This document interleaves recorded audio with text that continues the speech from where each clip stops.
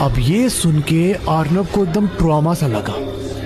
ये बताते हैं कि वो पूरा दिन मेरे लिए काटना इतना मुश्किल हो रहा था कि मैं बता नहीं सकता। अब उस दिन रवि भी आया था स्कूल में। अर्नब ने सारी बात रवि को बताई। तब रवि बोलता है कि एक काम करते हैं, अब मेन रोड पर जहाँ वो चर्च गेट का डाइवर्जन है, वो डाइवर्जन शुरू होने से जस्ट पहले जो घर पड़ता है ना, उस घर में जाके हम एक बार बात करते हैं, पूछते हैं कि क्या है, अगर किसी को कुछ पता है तो। अब ये दोनों छुट्टी होने के बाद डाइवर्जन शुरू होने से पहले जो घर पड़ता है उस घर के अंदर जाते हैं और इन्होंने देखा कि एक 46-47 साल की औरत वहां पर पौधों को पानी दे रही थी। उन्होंने इस औरत से पूछा कि इस रूट पर कुछ गड़बड़ है क्या, मतलब अर्नब ने सारी बात बताई। बोला कि ऐसा एक्सपीरियंस किया मैंने।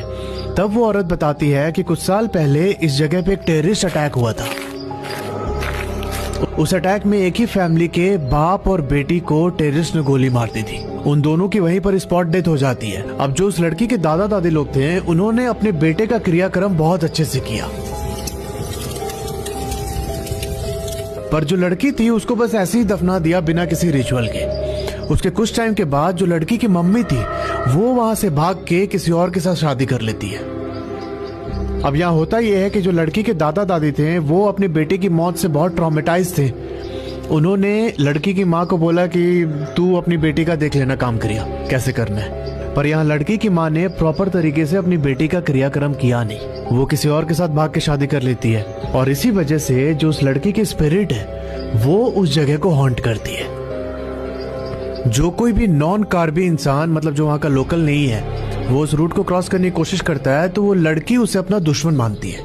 अब चूंकि अर्नब बंगाली है, लड़के के स्पिरिट ने सेंस कर लिया था कि ये यहाँ का लोकल नहीं है और इसी वजह से वो अर्नब के पीछे पड़ गई। फिर अर्नब यहाँ बोलता है कि अब हमारी हिम्मत तो नहीं उस रूट से दोबारा जाने की, पर उस रास्ते में जो चर्च पड़ता है उसके फादर ने मुझे बाइबल दी थी, क्या आप उसे रिटर्न कर सकती हैं? तब वो औरत एकदम चौंक के बोलती है कि क्या बात कर रहे हो, पिछले 2 साल से वो चर्च खुला नहीं है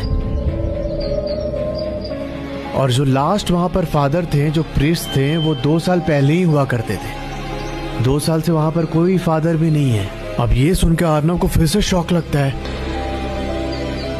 पर मनी मन ये थैंक कर रहा था अपने भगवान को कि आपने उन फादर को भेजा मेरी रक्षा करने के लिए। अब यहाँ अर्नब ने लास्ट चीज डिस्कस की उस औरत से कि मेरे साथ मेरा फ्रेंड आया था पर बाद में वो गायब हो गया। आज मैंने उससे पूछा तो उसने बोला कि मैं कल आया ही नहीं था, मतलब मुझे कुछ समझ नहीं आ रहा क्या हुआ। तब उस औरत ने बोला कि देखो, इस रास्ते पर उस लड़की की आत्मा ने और भी लोगों को मारा है।